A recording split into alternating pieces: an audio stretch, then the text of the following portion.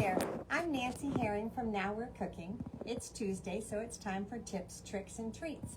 Today we're going to make monkey bread. You may have made monkey bread, you may have eaten monkey bread. It's awesome and it's so easy. Monkey bread is called that because it's a lot of little balls baked together, so you pick at it like monkeys. And some people say it looks like the bark of a monkey tree that grows in South America.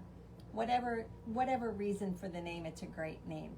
Traditionally, it's a very sweet breakfast type bread that you would use for like Christmas morning or Easter, or when you have a giant sleepover or something. You can do savory as well. The reason I'm always hesitant to do it is because most recipes, and including the one I'm going to give you, calls for 2 or 3 cans of biscuits in a giant Bundt pan, and that's just more monkey bread than we're ever going to eat. So I was playing around, and there's now little cans of biscuits that have 5 biscuits in them. So I did a couple of things in small ones, and I'm going to show you how. So I happen to have a very small Bundt pan, but I've also used a small tube pan. I've used an 8-inch round cake pan. So you're looking for something that's small enough, and 1 can of biscuits for the 2 of us is all that you need. When I was little, you used to peel this and then pop it on the side of the counter, which was just so satisfying. Now it often does it on its own like that. Because I have all the savory out in front of me, we're going to do a savory one, and I'm doing a pizza one. And it's pizza because it's got pepperoni, it's going to have cheese, it's going to have kind of garlicky herb butter. And I'm just taking the biscuits and cutting them with a knife. If you're doing a huge one, you could use a pizza cutter, you could do anything you wanted to cut them. You could also use your own bread dough that you rolled into balls. You could also buy those frozen dinner rolls that you let thaw. That would be a different flavor, but equally delicious. So I've got all my little pieces. I've sprayed my pan. I want to roll these in a little bit of garlic herb butter. I just melted some butter. I put garlic powder, and I put Italian seasoning. I've sprayed the pan, so I'm going to put 1 sort of row, if you will. I don't want to pack them down because I want there to be little nooks and crannies. So I'm going to put kind of a row around the bottom. I'll show you in a sec. And maybe 1 more over here. Oh, that was 2. That's even better. Let me get a paper towel real fast. Or the bag, that's good. Okay, so I don't know if you can see that that's kind of 1 layer. I'm going to put some cut up pepperoni. You could put vegetables, you could put anything you want to, but pepperoni and cheese seem kind of pizza-ish to me. And this is just pre-shredded mozzarella.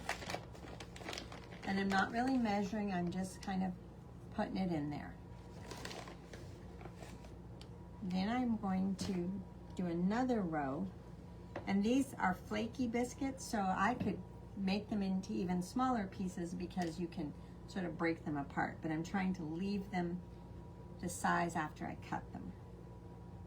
And you can see that 5 biscuits does nicely in this size pan, so if I had 3 cans of biscuits, I would need a big Bundt pan. So just, it's very easy to play around with it, and if it's just 2 of you, think about a smaller one. If it's lots of people, go for a big one. Or if you want lots of leftovers, go with the big one. So, a little bit more pepperoni, a little bit more cheese, and then pop it in the oven.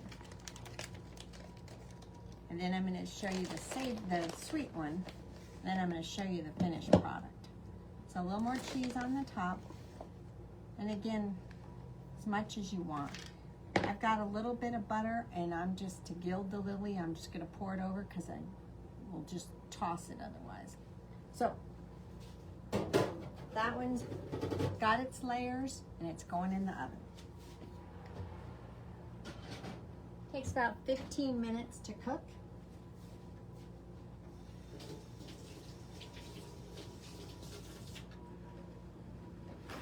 And you want it to be brown, and you want it to be golden, and you can kind of tell that they're done.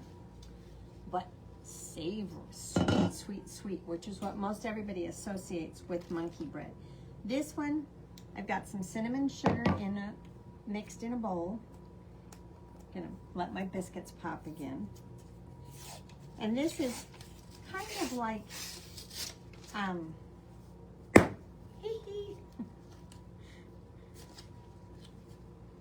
this is kind of like a sweet roll.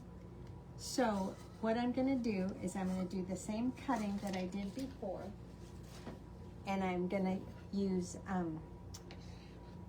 just no butter at all. I'm just gonna roll them in cinnamon sugar, and then I'm going to pour a mixture of melted butter and brown sugar over the top. And for the size I'm doing, I used about maybe not even, maybe a third a stick of, maybe about a quarter stick of butter and about a quarter cup of brown sugar, maybe not even that much. And that wasn't enough to me to do it in a pan on the stove, so I did it in a measure cup in the microwave. So I'm getting all the good cinnamon sugar and roll them in that.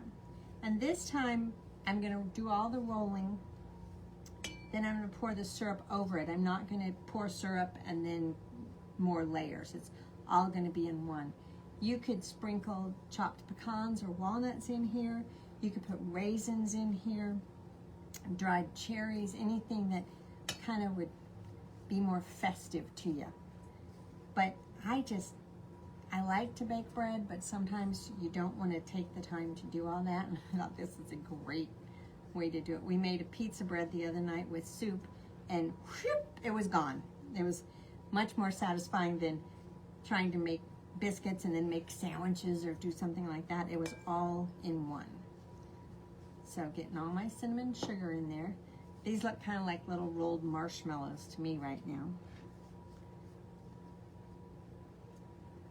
So,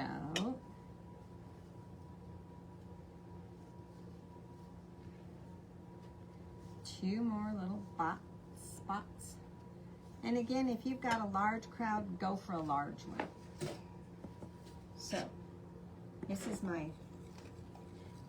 actually, indulge me a minute, I'm gonna microwave it for just a second more.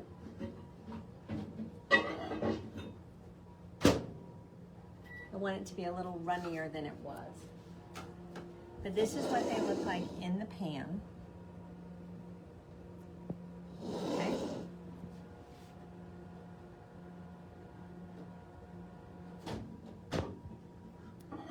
All right, I've got some nice bubbly sugar butter here, brown sugar and butter.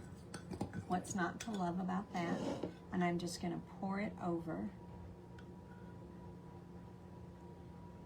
And because I didn't pack the biscuits down, it will get in all the nooks and crannies. So, a little bit more. I just want to get a scraper and get the last little bit out.